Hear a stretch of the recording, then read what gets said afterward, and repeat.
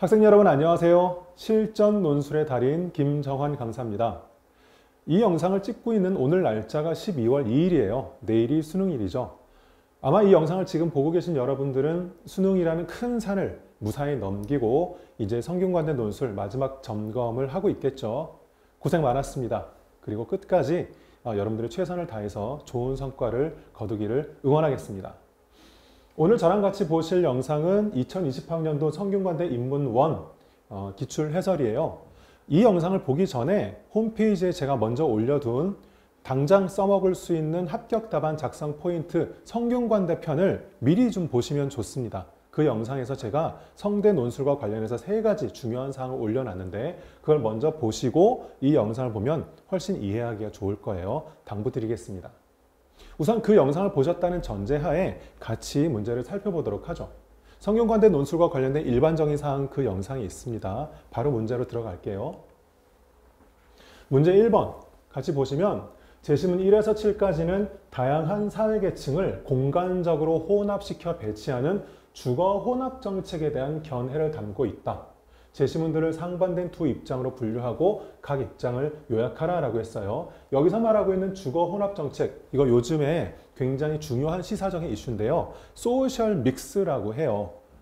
이것은 그러니까 지역별로 빈곤층과 중산층 이상이 서로 이렇게 나눠서 살고 있다 보면 서로에 대한 오해 그리고 갈등 이런 것들이 자꾸 심화돼서 사회적인 균열이 발생하니까 이들을 섞어 살게 함으로써 사회적 안정을 도모해 보겠다라는 정책이죠. 그것을 주거 혼합 정책이라고 하는데 그것에 대한 이 제시문들을 상반된 두 입장으로 분류하고 입장을 요약하라고 했습니다. 조금 전에 제가 말씀드렸잖아요. 성대랑 관련된 제 영상 미리 보고 오시라고 말씀드렸는데 그걸 보셨다라고 하더라도 중요한 거 한 가지는 확인할게요. 여기서 말하는 성균관대 논술에서 말하는 요약이라는 것은 단순 요약이 아니에요. 이 점 꼭 기억을 하셔야 돼요. 단순 요약이 아니라 이 문제에서 요구한 포인트를 고려하면서 정리된 내용이어야 한다. 여기서는 주거 혼합 정책에 대한 상반된 두 입장이라고 했으니까 주거 혼합 정책에 대한 관점에서 제시문들을 요약해 줘야지 단지 분량만 줄이는 것이 아니에요. 이것을 어떻게 저랑 같이 해볼지 한번 살펴보겠습니다. 첫 번째 제시문을 보시면 주거 혼합 정책에 대해서 어떤 맥락인지를 볼게요. 여러분들이 기본적인 내용은 좀 살펴봤다는 전제하에 핵심만 짚어보겠습니다. 여기서 뭐라고 하냐면 지역 공동체의 계층적 구조를 인위적으로 바꾸는 정책, 그게 바로 주거 혼합 정책일 텐데 그것은 효과적인 대안이 될 수 없다. 벌써 좀 부정적인 입장을 보이는 것 같아요. 근데 여기서는 뭐라고 말을 하느냐? 정책 당국이 불평등을 완화시켜가는 정책을 해간다면 빈곤층이 그런 기회를 통해서 자연스럽게 섞일 수 있을 텐데 부유층과 빈곤층이 섞일 수 있을 것인데 그것을 인위적으로 섞어버리면 갈등이나 분쟁이 심화될 뿐이다 라고 강조하잖아요. 그러니 이 내용을 간단하게만 정리해보면 여기 제시문 1, 우리 모두 7개의 제시문이 나올 텐데요. 여기 한번 정리해볼게요. 3, 4, 5, 너무 밑으로 내려가나? 이쯤에다 해볼까요? 3, 4, 5, 그리고 이 제시문 7개나 나오니까 상당히 많죠.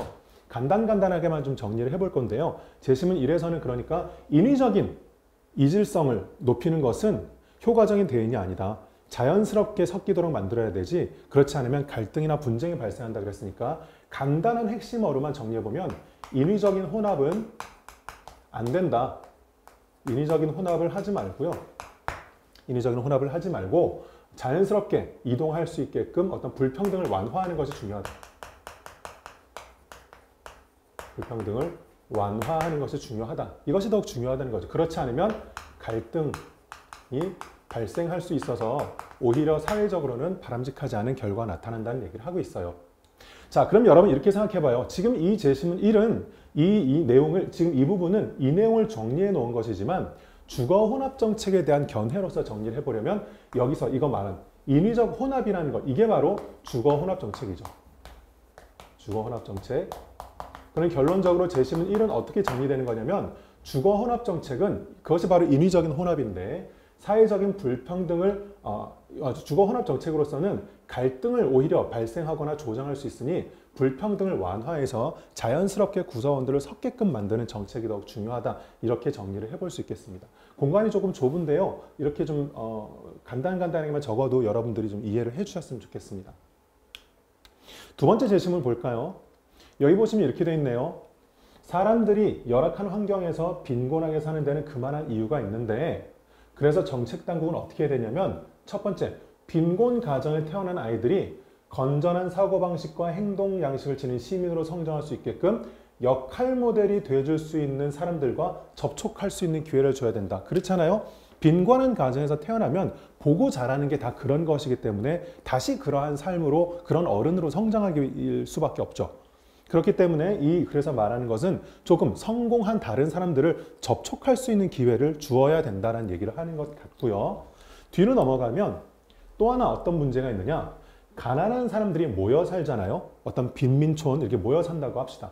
그러면 그렇게 사람들이 모여 살 때는 서로 그들에 대해서 왜곡된 이미지를 키우기 쉽단 말이죠. 저 사람들은 어떤 사람들, 불결할 사람들, 게으른 사람들, 이런 편견과 선입견을 갖기 쉽죠. 그렇기 때문에 어떻게 해야 되는 것이냐면 다른 계층들이 사는 곳으로 조금씩 분산시키는 정책을 써야 이러한 갈등과 오해를 줄일 수 있다라는 주장을 하는 거죠. 그래서 앞에 있는 내용들, 앞에 조금 전에 제시문 앞에서 봤던 내용은 역할 모델을 만날 수 있게 해줘라. 둘째는 서로 섞일 수 있게끔 해줘라. 이런 내용을 얘기하고 있으니까 정리해보면 빈곤층에게 역할 모델을 좀 제공해 줄 필요가 있고요.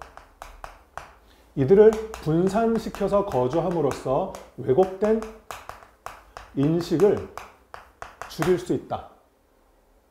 이렇게 여러분들이 이해를 하시면 되겠습니다.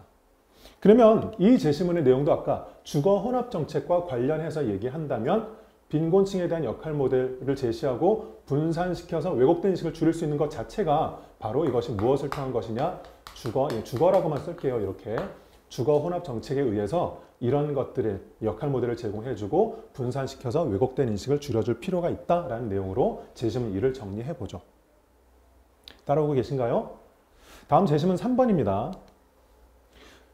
지금 제시문 3번은 공자께서 이상적인 사회로 제시했던 대동사회의 의미를 보여주고 있어요. 여기 보시면 큰 도가 행해진 세상에는 천하가 모든 사람들의 것이라서 몇 가지만 확인해 보면 사람들은 각자의 부모만을 부모로 섬기지 않고 자기 자식만을 자식으로 여기지 않고 노인에게는 삶을 편안하게 해주고 이러이러한 서로에 대한 배려, 나눔, 섬김 이런 것들이 다 나타난다. 그러한 내용들이 쭉 나오고요. 이러한 공자가 말한 대동사회의 이상은 오늘날처럼 사회적인 배제 그리고 소외가 심화되고 있는 시대에 중요한 사회정책들의 어떤 시사점을 준다. 공자의 대동사회론인데요. 여기서 말하는 공자께서 말씀하신 클대, 같을 동, 대동사회. 대동사회라는 것은 현대사회에 있어서 소외를 그리고 배제를 완화시켜 줄 수 있는 하나의 이상이 될 수 있다라고 얘기했는데 지금 이 제시문에서는 아무런 주거 혼합 정책에 대한 얘기를 하고 있지 않지만 여기서 말하고 있는 대동사회라는 것이 바로 이 주거 혼합 정책의 이론적 기반이 될 수 있는 것이다. 그러니 바로 이 대동사회라는 것이 주거 혼합 정책의 이론적인 기반이 될 수 있는 내용이다. 여러분 지금 따라오고 있습니까? 내가 지금 이렇게 표현하고 있는 것은 각 제시문들은 원래의 내용은 이런 내용들이지만 이 내용들을 주거 혼합 정책이라는 내용과 엮어서 이해하기 위해서 지금 이런 내용들을 덧붙이고 있는 거예요. 제시문 4번 가겠습니다. 제시문 4가 여러분들 조금 이해하기 어려웠을 수 있는데요. 같이 한번 보세요.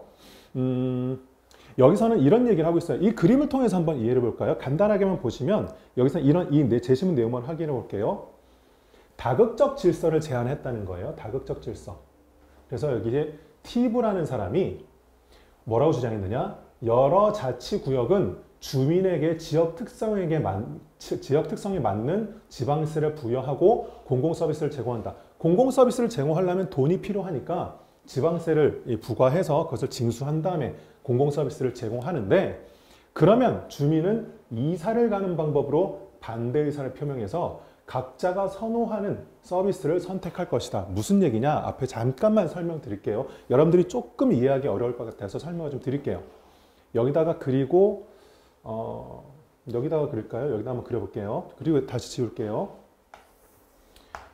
어떤 지역이 있는데 이 지역은 여러 가지 세부 지역으로 좀 나뉘죠. 어떤 전체적인 지역이 자치적으로 운영되는 더 작은 단위로 나뉜다고 해봐요. A 지역, B 지역, C 지역, D 지역. 그러면 이 지역들은 각자 자기들의 특성에 맞게끔 세금을 걷어들이고 그 특성에 맞게끔 또 세금을 지출하고 공공 서비스를 제공한다라고 해보죠. 그랬을 때 이 사람들은 어떤 주장을 한 거냐면 이렇게 운영되는 게 바람직하다는 거예요. 어떤 거냐? 이 A랑 B만 띄워놓고 가져와 볼게요. A랑 B만 있다고 해봅시다. A랑 B만 이렇게. 그럼 여기는 부자인 사람도 있고 가난한 사람도 이렇게 살고 있다고 해봐요. 그런데 A라는 지역의 특징은 세금이 높아. 그리고 서비스도 좋아. 그만큼 공공 서비스도 좋아요. 공교육의 질도 좋고 치안도 좋고 여러 가지 여건이 좋아요. 반면에 이 B라는 지역은 세금을 낮게 거두는 대신에 서비스 수준도 낮다라고 해봐요. 그러면 이 사람들이 주장하는 것은 뭐냐면 자율적으로 운영하게 하자. 그러면 사람들은 어떤 식으로 반응할 것이냐? 예를 들어서 이 동그라미 이 사람은 부자예요. 돈이 있는 사람이야. 그러면 나는 세금을 좀 더 내더라도 좀 더 나은 공공 서비스를 받고 싶어. 난 그러면 이 B 지역보다는 A 지역으로 가서 살래. 라고 해서 스스로 자기가 이사라는 방식으로 이사를 가는 방법으로 나 지금 B 지역에 살고 싶지 않다는 반대 의사를 표명하고 자기가 선호하는 지방세와 공공 서비스, 즉 A를 선택하게 될 것이다. 좋죠. 그러면 마치 이런 결과가 어떻게 되는 거냐면 사람들이 자기가 먹고 싶은 음식을 자기가 내고 싶은 돈을 내고 먹는 셈이나 마찬가지인 거예요. 자율적인 결정을 하게 되고 그만큼 만족도도 높아지겠지. 그런데 문제가 뭐냐면 앞에 보시면 이런 사람이에요. 이런 사람.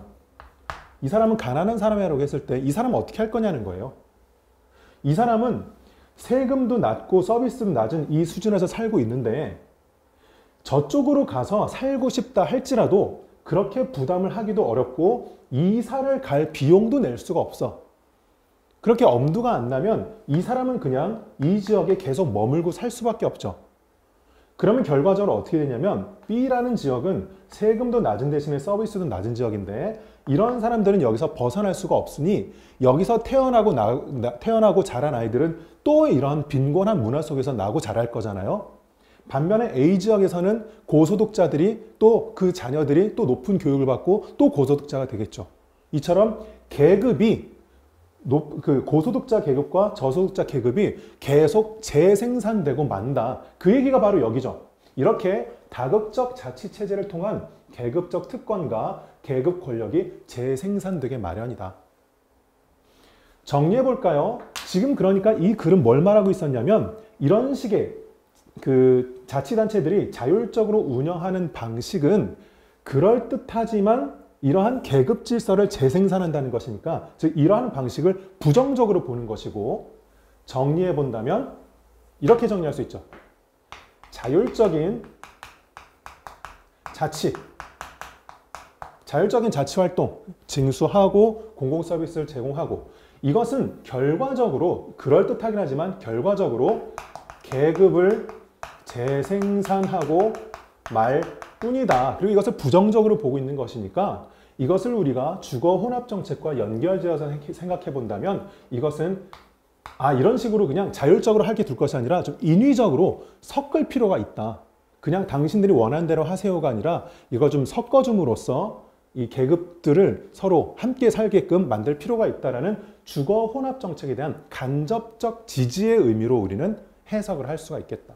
즉 주거 혼합 정책에 대한 간접적인 지지의 의미로 이 제시문을 이해할 수 있죠. 이렇게 하지 않고 내버려뒀을 때 이런 결과가 벌어진다는 내용이니까요. 조금 이 제시문이 까다로울 수 있는데 잘 따라와 보세요. 다음 제시문 5입니다. 여기 보시면 이렇게 돼 있죠. 요즘 우리 사회가 추구하는 주택 정책도 오류에 빠져 있다. 어떤 오류냐면 원인과 결과를 혼동하는 오류래요. 공공임대주택이 특정 지역에 밀집되어 있는 현상, 공공임대주택이 그러니까 빈공층들이 거주하는 그런 주택 지역 단지들을 말하는데 거기에 붙여지는 오명과 마을에 좋지 않은 평판의 원인으로 보는 것은, 즉 그들이 밀집되어 있는 것을 안 좋은 평판의 원인으로 보는 것은 잘못된 정책적 대응을 초래한다. 이런 뜻이에요. 간단하게 보시면 여기 대치동이라는 동네가 있다고 해봐요. 지금 우리 학원이 있는 곳이 대치동인데, 대치동이라는 동네가 뭔가 평판이 좋지 않아. 여기에 여기가 말하자면 빈곤층들이 밀집해서 살고 있다고 해봐요. 빈곤층이 밀집돼 있어. 그래서 이 동네가 평판이 좋지 않아. 그러다 보니까 정책 당국은 어떻게 하느냐, 이 밀집되어 있는 사람들을, 대치동에 밀집되어 있는 사람들을 다른 지역으로 분산시키려고 주거 혼합 정책을 쓰는데, 이 글을 쓴 사람은 무슨 얘기냐? 아니단 말이지. 이것이 나쁜 평판의 원인이 아니고 이것은 무언가의 결과일 뿐이라는 거예요. 그 결과가 뭔지 한번 볼래요? 그 다음 뒷부분에 나오죠. 주택단지의 양극화를 초래하는 근본적인 요인은 경제적인 재구조화 및 그와 관련된 실업, 특히 제조업에서의 실업이다. 무슨 말이에요? 이들이 여기에 밀집되어 있다는 것은 뭔가 실업과 같은 경제적 구조적인 문제 때문에 이렇게 일어난 것인데, 그래서 이 동네가 안 좋은 평판을 갖게 된 것인데, 이 사람들을 흩어버린다라고 해서 이 문제가 해결되는 것은 아니다. 그러니까 이게 원인이 아닌데 이것을 마치 원인처럼 생각하고 있는 오류를 범한 것이 바로 주거혼합정책이다라는 얘기죠. 이해되십니까? 정리해보면 제시문 5는 그러니까 이렇게 되는 거예요. 제시문 5는 빈곤층이 밀집되어 있는데, 빈곤층의 밀집은 이 자체가 나쁜 평판을 원인을 제공하는 것이 아니에요. 이 자체가 나쁜 평판을 주는 원인을 제공하는 것이 아니다. 그러니까 뭔가 근본적인 실업 문제와 같은 근본적인 해결이 필요한데, 그것에 대해서 주거혼합정책이라는 것은 잘못된 원인 진단에 따른 정책이라는 얘기지. 그래서 빈곤층 밀집은 나쁜 평판의 원인이 아니다. 그래서 뭔가 실업과 같은 실업 문제가 더 근본적인 문제인데, 이 실업 문제에 대한 해결이 필요하다는 것이니까, 이 제시문의 내용은 뭐냐면 이 밀집되어 있는 빈곤층을 다른 곳으로 흩어가게 하자는 주거혼합정책에 대한 주거라고 한번 쓸게요. 반대의 의미로 해석할 수가 있겠네요. 지금 여러분 잘 따라오고 있는 거죠? 각 제시문들의 내용을 단순 요약하지 않고 주거혼합정책과의 관련성을 보여주기 위해서 이런 내용들을 계속 덧붙이고 있는 거예요. 이런 내용, 이런 내용, 이런 내용, 이런 내용, 이런 내용. 따라오고 있나요? 다음 제시문 6번째. 빈곤층을 분산하는 정책. 이거 지금 주거혼합정책이네요. 정책당국이 예상했던 것과 다르게 그들의 생활 형편이나 환경을 더 악화시킬 수 있다는 거야. 왜 그래? 그들을 흩어버리면 집중적인 관심을 받기 어렵죠. 그렇죠. 아무래도 사람들이 모여있으면 정책당국은 그들에 대한 관심을 갖게 마련인데, 그들이 흩어져 있으면 눈에 잘 띄지 않고 정책적으로도 관심을 기울이지 않죠. 그리고 밑에 보세요. 만약에 그들이 한 곳에 모여 살면 그 동네 전체가 그래라는 어떤 오명을 받을 수 있지만, 그 사람들이 흩어져서 어떤 중산층 동네 안에 한 가족이 들어갔다고 하면 저 사람들은 원래 저렇게 게을러 지저분해 이런 것처럼 예전에 그 동네에 씌워지던 오명이 이제는 개인적인 오명으로 뒤바뀐다는 거죠. 그렇게 되면 결국은 아무리 그러한 정책의 의도가 순수하다 할지라도 존엄성을 훼손할 뿐이다. 뭐가? 주거혼합 정책이, 즉 빈곤층을 분산하는 정책이.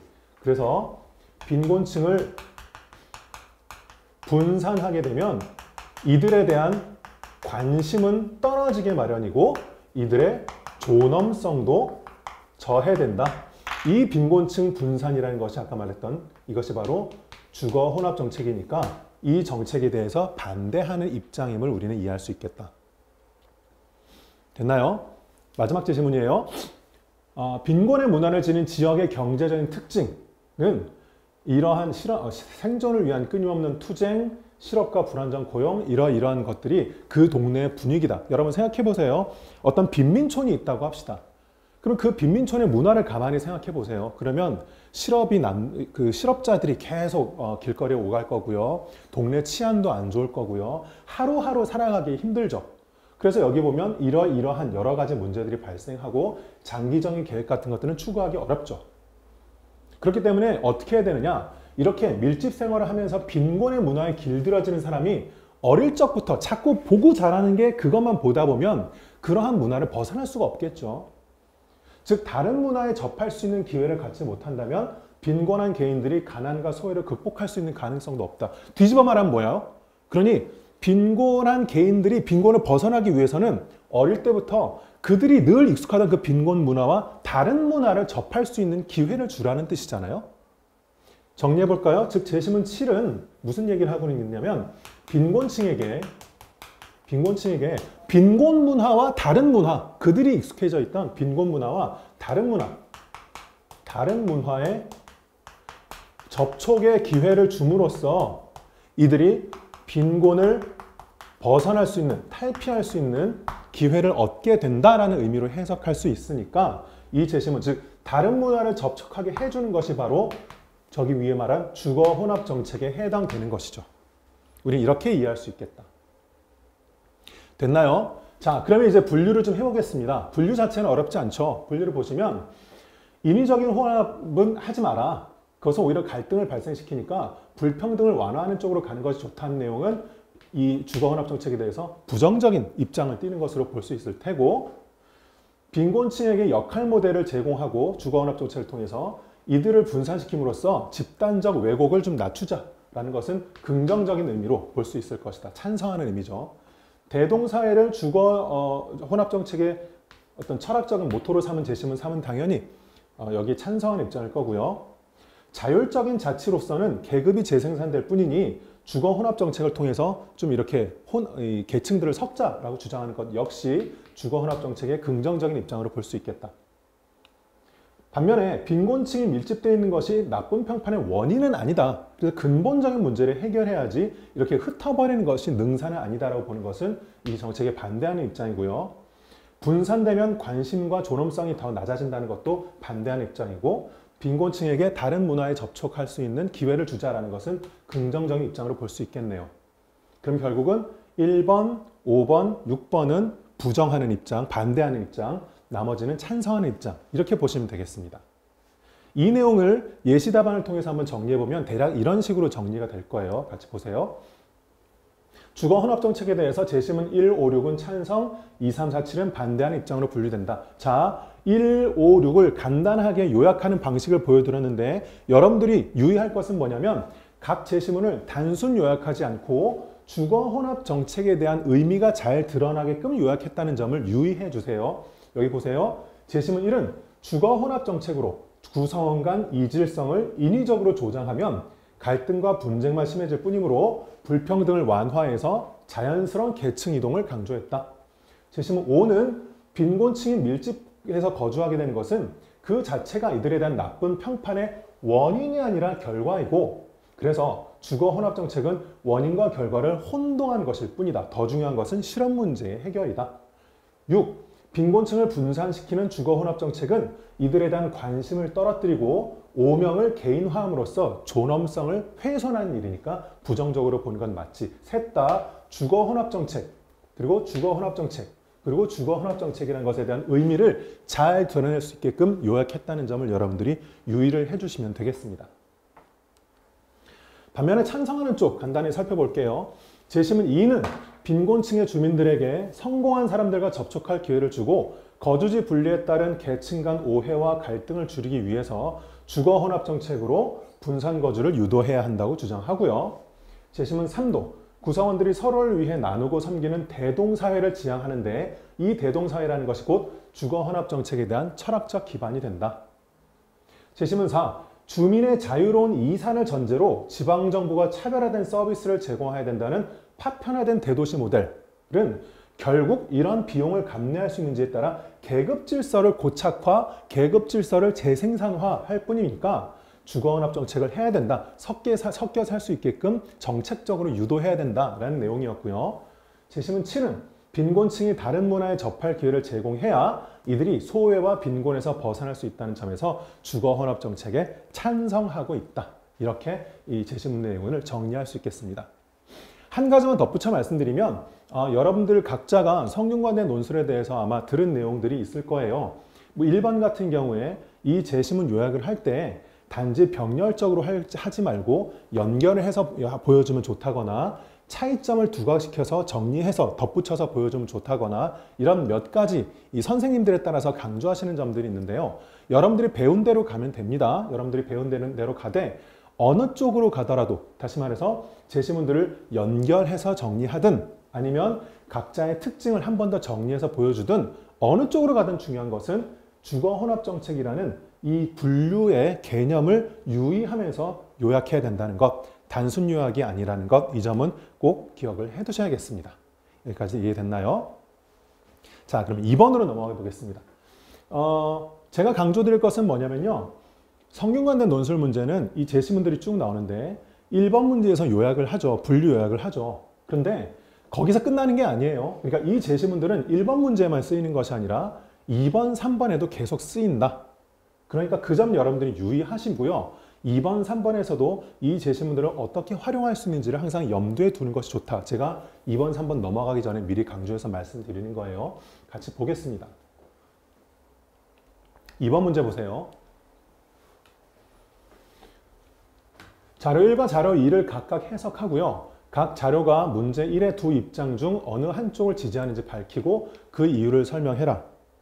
자, 여러분들이 여기서 먼저 주의할 점이 하나 있습니다. 뭐냐면 자료를 해석하잖아요.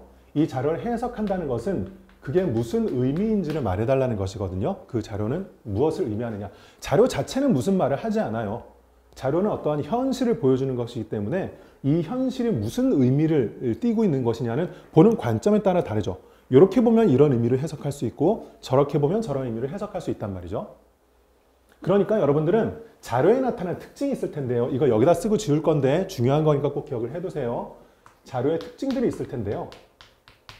자료에 나타나 있는 특징. 이 자료에 나타났던 특징은 이 자체가 뭔가를 직접적으로 말하기보다는 즉 얘가 어떤 것을 의미할 때 그 의미는 무엇과 관련지어서 의미가 드러나느냐?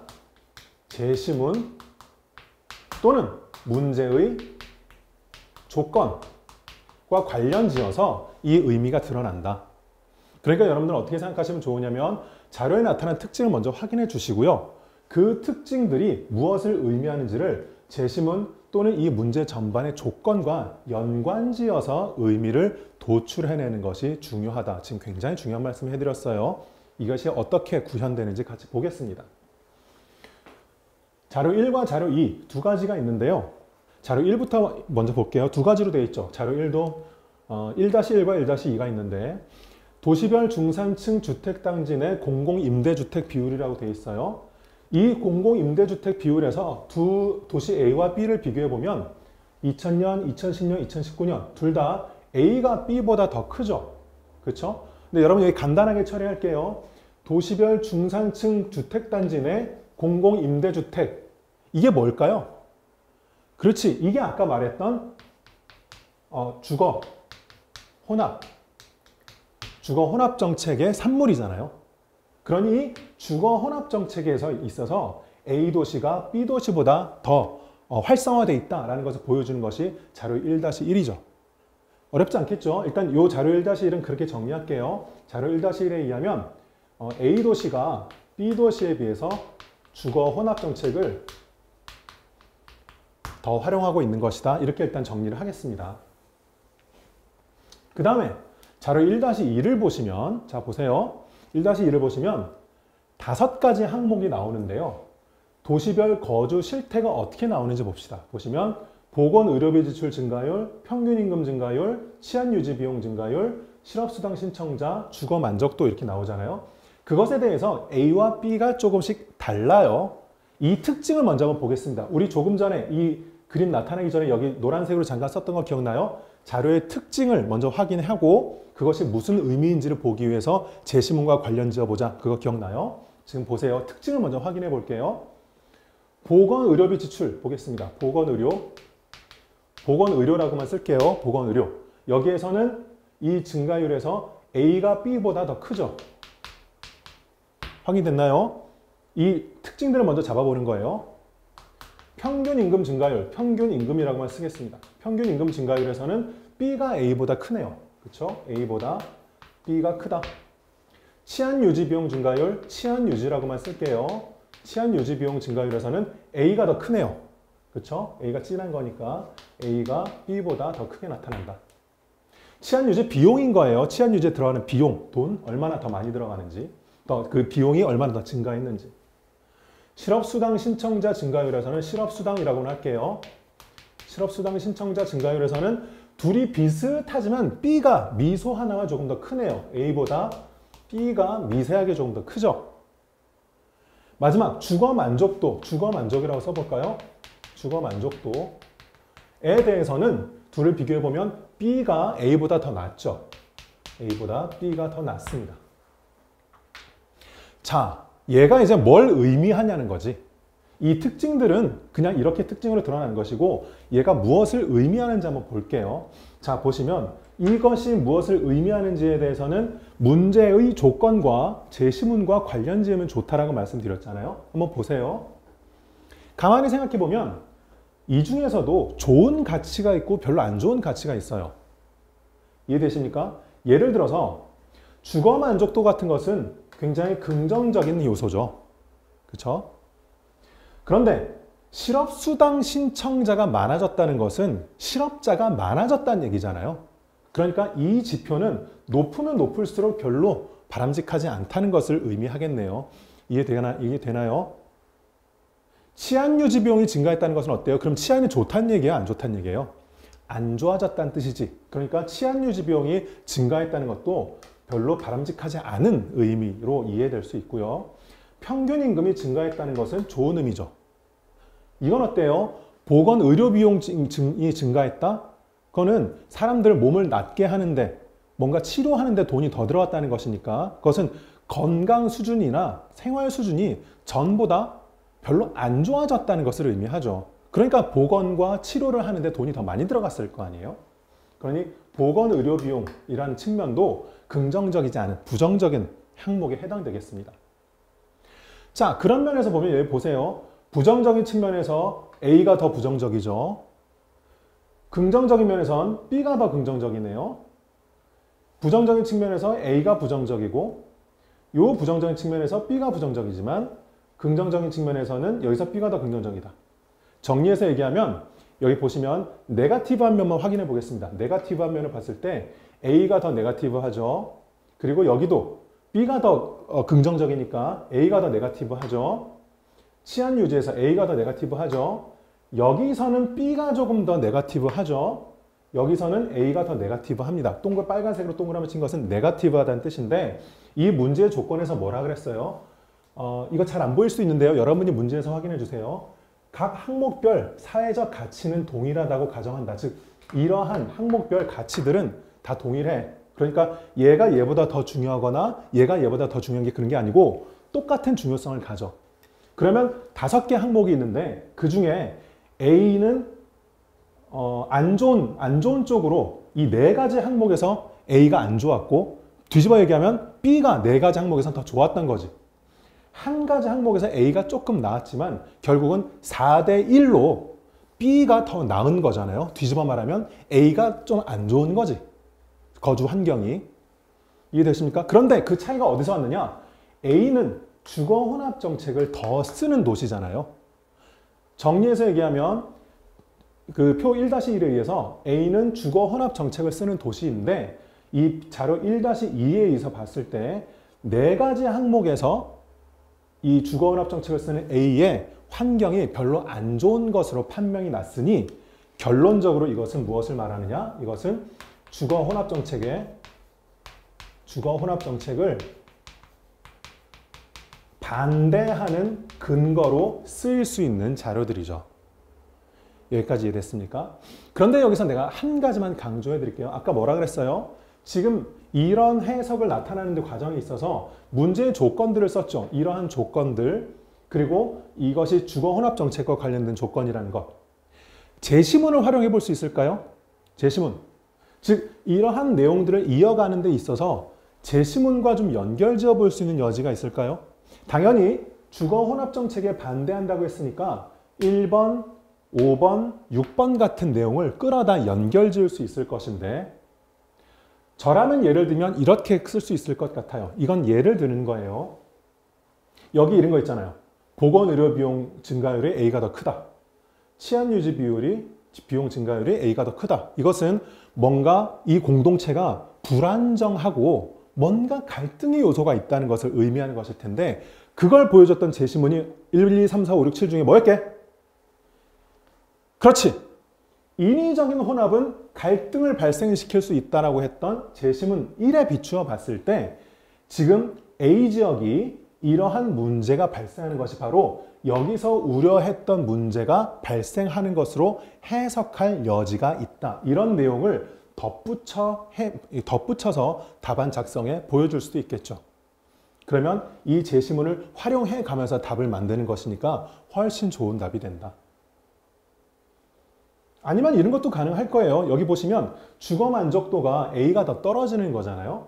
그게 왜 그러겠느냐? 7번 같은 경우에 주거 혼합 정책을 쓰면 6번이네요. 주거 혼합 정책을 쓰면 빈곤층이 분산됨으로써 이들에 대한 관심도가 떨어지고 존엄성이 저하된다 그랬는데 바로 그런 게 반영된 것이 이렇게 나타난 것 아니겠느냐? 라고 제시문을 끌어와서 연결지어서 말을 할 수도 있겠죠. 이해되십니까? 이런 내용들을 예시 답안을 구성한다면 아마 이렇게 될 거예요. 한번 보세요. 여긴 지울게요.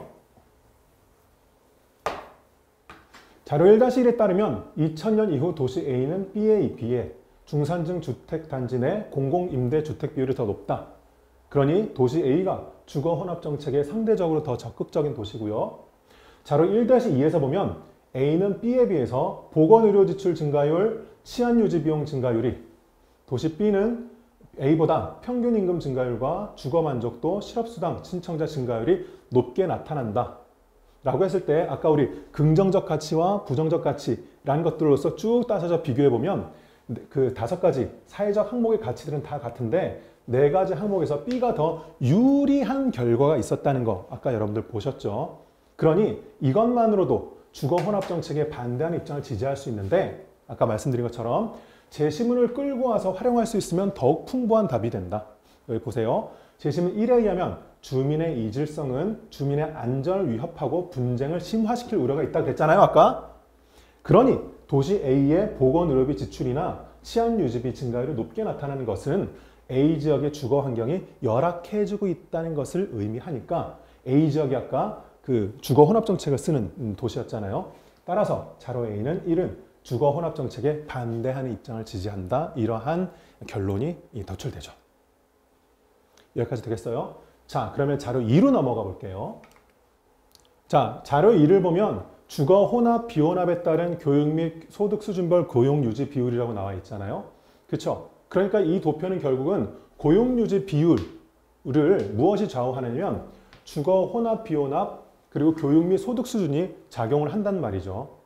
그러니까 여러분들은 주거 혼합과 비혼합이 고용 유지 비율에 미치는 영향을 살펴보고 싶으니까 나머지 요소들은 고정시켜 놓고 보면 되겠네요. 예를 들어 이렇게 볼게요. 여기 보면 저소득 주거 혼합형, 고소득 주거 혼합형, 저소득 주거 비혼합형, 고소득 주거 비혼합형 이렇게 나와 있는데 이렇게 여러 가지 섞지 말고 소득을 저소득과 저소득으로 이렇게 고정시켜 놓으면 이 둘을 이렇게 비교를 하면 주거를 혼합했느냐 비혼합했느냐에 따라서 고용 유지 비율이 그 교육 수준별로 고용 유지 비율이 어떻게 달라지는지가 나타나죠. 이 부분과 이 부분을 비교할 수 있는 거잖아요. 이해되십니까? 그렇게 놓고 본다면 우리는 어떤 결론을 내릴 수 있느냐? 이렇게 할 수 있어요. 저소득이라고 했을 때, 저소득층이라고 했을 때,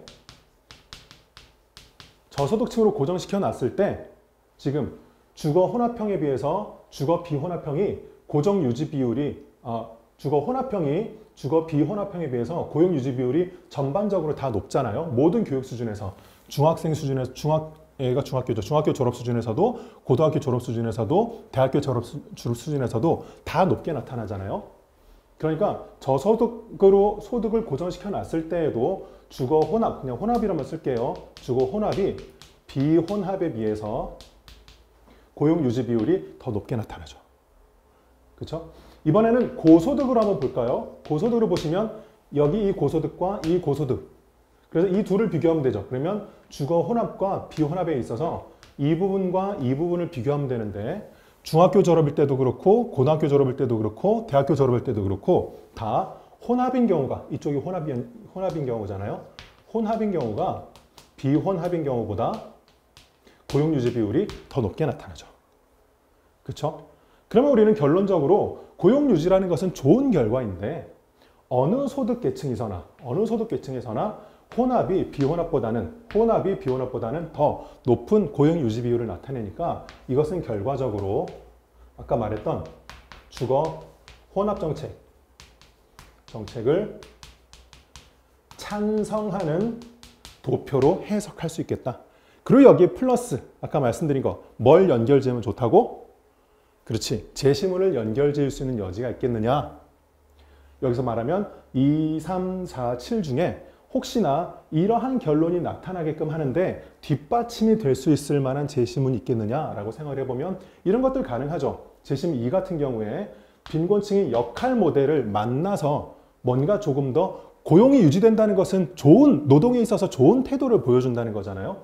그래서 그전에는 조금 이렇게 너무 느슨한 삶을 살았는데 어떤 혼합을 통해서 역할 모델을 주변에서 만남으로써 뭔가 더 좋은 노동력으로 성장했음을 보여준다거나 아니면 7번 같은 것도 좋죠. 즉 새로운 문화를 접촉함으로써 주거 혼합을 통해서 새로운 문화를 만남으로써 뭔가 고용에 있어서 더 나은 모습을 보이는 쪽으로 성장했다는 의미로 해석 가능하죠. 이렇게 하면 우리는 제시문을 연결시킬 여지도 있는 거예요. 예시답안 한번 볼까요? 보시면 지금 제가 보여드리고 있는 예시답안은 학교 측 공식 예시답안이 아니라 제가 작성한 거예요. 제가 여러분들에게 설명한 대로 그것이 반영되면 이런 식의 답변이 된다는 것을 보여드리고 있는 거예요. 자료 2에 따르면 소득 수준을 같게 두었을 때 저소득층이나 고소득층 모두 주거 비혼합형에 비해서 모든 교육 수준에서 고용 유지 비율이 더 높게 나타나고 있다. 확인했죠, 아까? 제시문 2와 7, 제시문 한번 활용해 보는 거예요. 바로 여기에서 이러한 결론을 갈 수도 있는데 제시문을 내가 활용함으로써 나의 논리를 더욱 풍부하게 만들 수 있죠. 보시면 제시문 2와 7은 주민들이 섞여 살면서 빈곤층 주민들이 주변에서 역할 모델을 만나거나 좀 더 나은 문화를 접함으로써 삶을 향상시킬 여지가 있다고 주장했잖아요. 자료 2에 혼합형에서 고용유지 비율이 높게 나타나는 현상 역시 이러한 영향, 섞여 산 결과로서 해석할 여지가 있다. 그러면 우리는 제시문을 활용해서 이 논리를 더욱 강화해 준 거죠. 따라서 자료 2는 주거 혼합 정책에 찬성하는 입장을 지지한다. 되겠습니까? 여기까지가 2번이고요. 3번 넘어가 보겠습니다. 마지막인데 3번 보면 문제가 이렇게 돼 있죠. 현재 도시 C의 한 지역에 대규모의 공공임대주택 단지가 조성되어 있다. 이것은 아까 우리가 말했던 것처럼 어떤 빈곤층을 의미한다고 볼 수 있는데 도시당국은 이 단지를 해체하고요. 주로 중산층 이상의 계층이 거주하는 지역 몇 곳에 시세 대비 60% 수준의 공공임대주택을 분산시켜서 신규 건설하고자 한다. 이게 뭐겠어요? 주로 중산층 이상의 계층이 거주하는 지역 몇 곳에 시세 대비 60% 수준의 공공임대주택을 분산시켜서 신규 건설하고자 한다. 이게 바로 이 문제에서 계속 살펴보고 있었던 주거 혼합 정책이지. 주거 혼합 정책이죠.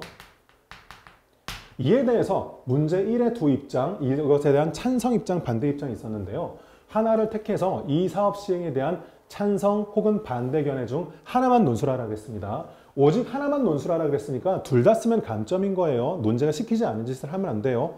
나는 이거 하나 더 쓸 수 있을 것 같아. 찬성, 반대 다 쓸 수 있을 것 같아. 둘 다 썼으니까 점수 2배로 받겠다. 아니, 문제가 시킨 대로만 답을 쓰는 거예요. 자, 그럼 우리는 논리가 어떻게 될 것이냐면 지금 이게 주거 혼합 정책을 보여주는 거라 그랬잖아요. 그러면 아까 뭐라 그랬어요? 지금 이 정책, 공공임대주택을 분산시켜서 신규 건설하는 거, 이게 바로 주거 혼합 정책인데 이 3번 문제 답안을 쓸 때 유의점을 지금 말씀드릴게요. 이 주거 혼합 정책에 대해서 아까 반대하는 입장이 있었고요. 찬성하는 입장이 있었죠. 반대하는 입장, 찬성하는 입장, 아까 반대가 1, 5, 6이었네요. 여기가 1, 5, 6. 그리고 여기 찬성하는 데가 2, 3, 4, 7 이렇게 되나요? 2, 3, 4, 7. 자, 3번 문제를 쓸 때 여러분들의 유의사항을 말씀드리겠습니다. 여기에서 가장 안 좋은 답이 어떤 답이냐면 이런 거예요. 나는 주거 혼합 정책에 반대한다. 재심은 1에 의하면 인위적 혼합은 갈등을 발생시킬 뿐이므로 불평등을 완화하는 정책이 더욱 필요하기 때문이다. 그래서 뭐? 그거는 그냥 재심은 1의 내용을 갖다가 읊었을 뿐이지 그게 지금 나와 있는 이 주거 혼합 정책에 반대하는 직접적인 이유가 되진 않아. 이해되는 거야? 한 번 더 해볼게요. 예를 들면 여기서 빈곤층 6번 같은 경우에 빈곤층을 분산시키면 관심이 저하되고 그것이 이들의 존엄성을 더 떨어뜨린다 그랬잖아요. 나는 반대한다. 왜? 재심 6에 의하면 빈곤층 분산은 관심도의 저하와 존엄성 저하를 가져오기 때문이다. 누가 뭐래? 그것만 얘기하면 뭐해? 그래서 그게 이 상황에 어떻게 적용되는지를 보여줘야지. 이해되십니까? 예를 들면 이런 거예요. 이거 보세요. 6번 그대로 갖고 와볼게요. 빈곤층을 분산시키면 관심도가 떨어지고 이들에 대한 존엄성이 떨어질 수 있다고 한다. 이 내용은 원래 재심 6의 내용이고요. 이것이 이 상황에 구체적으로 어떻게 드러날 수 있는지를 설명해 줘야지. 예를 들면 이런 거야. 예를 들면 생각해 보세요. 자, 요 상황에서 지금 이 문제의 상황을 봤을 때 빈곤층들의 존엄성이 떨어질 수 있는 여지가 있는지 한번 생각해 보자. 가만 보면 시세 대비 60% 수준의 공공임대주택을 분산시켜 신규 건설한다 그랬잖아요. 그럼 이런 뜻이에요. 생각해 보세요. 가난한 사람들이 중산층 이상의 계층이 거주하는 지역, 부촌이라고 간단하게 얘기해 볼게요. 부촌에 들어가서 사는 거야. 원래는 들어갈 수 있는 엄두가 안 나. 돈이 없으니까. 그런데 이런 공공임대주택을 만들어서 들어가서 살 수 있게 해줬어. 얼씨구나 하고 들어갔지. 그걸로 끝이냐는 거야. 끝일까? 부촌은요, 집값만 비싸겠나? 아니지. 그 동네 물가도 다 비싸고요. 예를 들어서 부촌이라고 하면 너무 이상해. 시골에 살다가 도시로 왔다고 해보자. 물론 이제 시골도 잘 사는 곳 많아요. 근데 이렇게 단순하게 한번 생각을 해보자. 그러면 시골에서 장터에선 물건 굉장히 싸게 샀는데 여기 도시에 오니까 물건 값이 다 비싸. 시골에서는 애들 그냥 논에서 그냥 뛰놀아면 됐는데 여기 오니까 학원을 다녀야 돼. 다시 말해서 집값은 싸게 들어왔는데 생활하는 데 있어서 하나하나 돈이 다 들어. 훨씬 더 많이 들어. 그러면 그 과정에서 얼마나 힘들어? 그리고 그 과정에서 주변 사람들로부터 보이는 어떤 눈총, 질시 이런 것들이 얼마나 많아? 그렇게 되면 이 사람들은 싸게 들어왔지만 집값 외에 다른 것들이 너무 비싼 상황 속에서 허덕이면서 사는 과정 속에 오히려 이들의 존엄성이 떨어질 여지가 있다라고 논리를 만든다면 이것에 대해서 반대하는, 즉 이 내용과 현실 내용을 엮어서 좋은 논거로 제시할 수 있게 되는 거죠. 이해되십니까? 여기도 마찬가지예요. 찬성한다고 했을 때 예를 들어서 찬성한다. 왜? 뭐 예를 들어서 한번 해볼까요? 뭐 이거 해볼까? 빈곤층이 타 문화와 접촉함으로써 뭔가 삶을 개선시킬 여지가 있기 때문이다 라고만 얘기를 하면 그건 재심은 7의 얘기인 거고 그것만 반복해서 읊어버리면 무슨 근거가 되냐는 거야. 그 내용을 이 내용과 연결 지어줘야지. 예를 들면 이런 거죠. 타문화 접촉하고 삶을 개선시킬 여지가 있다고 했는데 문제에서 중산층 이상의 계층이 거주한다 그랬으니까 중산층도 살고 고소득층도 살고 그럴 거 아니에요? 그러니 평소 같았으면 이 사람들이 만날 수 없는 사람들인데 이 사람들과 함께 어울려 살면서 뭔가 자신의 삶을 되돌아보기도 하고 그들의 어떤 장점을 보고 배우기도 하는 과정 속에서 이들의 삶이 개선될 여지가 있다라고 말해준다면 재심문의 내용과 이러한 문제 조건들을 현실적인 조건들을 엮어서 논리를 만들어 주는 거가 되는 거죠. 이해되십니까? 그러한 맥락에서 제가 만든 예시 답안을 한번 검토해 보시겠습니다. 보시면 반대 예를 먼저 볼게요. 여러분들이 눈여겨볼 것은 뭐냐면 이 제시문의 내용과 문제의 현실적인 조건을 잘 연결했는지를 보는 거예요. 제시문 1에 따르면 인위적 이질성은 구성원 간 갈등을 초래할 뿐이라고 했잖아. 그러니 여기 나타난 이 주거혼합정책 역시 중산층 이상의 고소득자들과 공공임대주택 주민 간의 마찰을 심화시키고 이 동네의 환경만 악화시킬 우려가 있다라고 하면 하나의 논거가 되죠. 6번 볼까요? 여기 볼까요? 제시문 6은 분산정책이 빈곤층의 존엄성 이거 훼손할 수 있다고 주장했잖아. 그게 이 조건하고 연결지어 보는 거죠. 시세 대비 60% 수준의 임대주택에서 살 경우에 입주하는 부담은 적어. 그건 틀림없어. 하지만 높은 지역 물가로 빈곤층 주민들이 겪어야 할 부담, 그리고 이들에 대한 배타적인 시선은 이들의 삶의 질을 오히려 떨어뜨릴 수 있다라고 하면 이 제시문 6에서 말했던 우려가 이 상황에서 현실이 된다는 것을 보여주는 거잖아. 여기도 보세요. 제시문 5에 따르면 주거혼합정책보다는 실업률 완화와 같은 구조적 개선이 더 중요하다고 할 수 있는데 그 관점에서 본다면 이런 식의 정책은 빈곤층의 집단적 거주에 대한 비판을 임시로 피하려는 것일 뿐이다 라는 비판을 가할 수가 있단 말이야. 어때요? 괜찮아요? 자, 찬성의 예를 보면서 이제 마무리하겠습니다. 찬성 보세요. 역시 제시문의 내용과 현실을 엮어서 논거를 만들었는지 중심으로 보시는 거예요. 찬성의 예. 제시문 4는 주민이 스스로 자신에게 맞는 주거 환경을 찾아가게 할 경우에 결국 여유가 있는 계층과 그렇지 않은 계층 간의 차이를 고착시킬 뿐이라고 주장했잖아. 그 관점에서 본다면 시세 대비 60%면 정말 저렴한 거지. 그런 저렴한 비용으로 중산층이 살고 있는 환경에 진입할 수 있게끔 도울 경우 계층 간 격차 완화에 도움이 될 것이다. 그렇죠. 이 이론적인 내용과 현실을 엮어서 논거를 만든 것이고요. 제시문 2와 제시문 7은 빈곤층 주민과 고소득층의 주민이 섞여 살 때 빈곤층 주민들이 새로운 문화와 역할 모델을 접할 수 있어서 빈곤을 타개할 가능성이 높아진다 그랬잖아. 그건 원래 제시문 얘기지. 문제의 정책은 이건 역시 빈곤층이 이웃의 중산층 이상, 이 사람 이상의 사람들과 어울리면서 장기적으로 빈곤을 극복하고 자연스럽게 중산층으로 진입할 수 있는 가능성을 높여준다는 면에서 사회의 안정에도 기여할 수 있다라고 하면 하나의 찬성 논거가 되는 거죠. 이해되겠습니까? 그래서 이 3번 문제를 해결하는 과정에서도 제시문을 어떻게 활용해야 되는지를 말씀드렸어요. 자, 고생 많았습니다. 간단하게만 정리를 해볼게요. 지금 우리가 무엇을 다뤘냐면 2020학년도 성균관대 인문 1 문제를 풀면서요. 제가 아까 말씀드린 것처럼 그 앞에 우리 홈페이지에 올라와 있는 성대와 관련된 제 주의사항들 미리 영상 올려놓은 거 꼭 봐달라고 했어요. 그것이 어떻게 구현되는지를 보여드렸는데요. 이 제시문들은요. 성대 논술에서 나오는 이 제시문들은 1번 문제에서 분류 요약을 요구하다 보니까 1번 문제에 집중적으로 학생들이 활용하고 2번, 3번에서는 이것을 잘 활용할 생각을 못하는 경우들이 많이 있어요. 근데 그게 아니고 1번 문제에서 다룬 것에서 끝나는 것이 아니라 제시문들은 2번, 3번을 풀어가는 과정에서도 꼭 여러분들이 잘 활용을 해줘야 되는 것이고요. 그러한 것들이 어떻게 답안지에 엮여 나갈 수 있는지를 보는 하나의 샘플로 여러분들이 여겨보시면 되겠습니다. 여기까지 괜찮나요? 제가 여러분들에게 당부드리고 싶은 것은 이 영상을 한번 그냥 보고 지나가는 것으로 그치지 말고요. 주의할 사항들, 저걸 저렇게 해야 되는 것이구나, 저런 식으로 써야 되는 것들이구나 라는 것을 간단하게라도 좀 메모를 남겨보세요.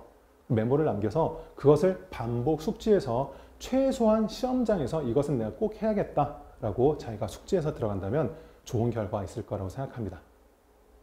괜찮겠습니까? 네, 긴 시간 수고 많았습니다.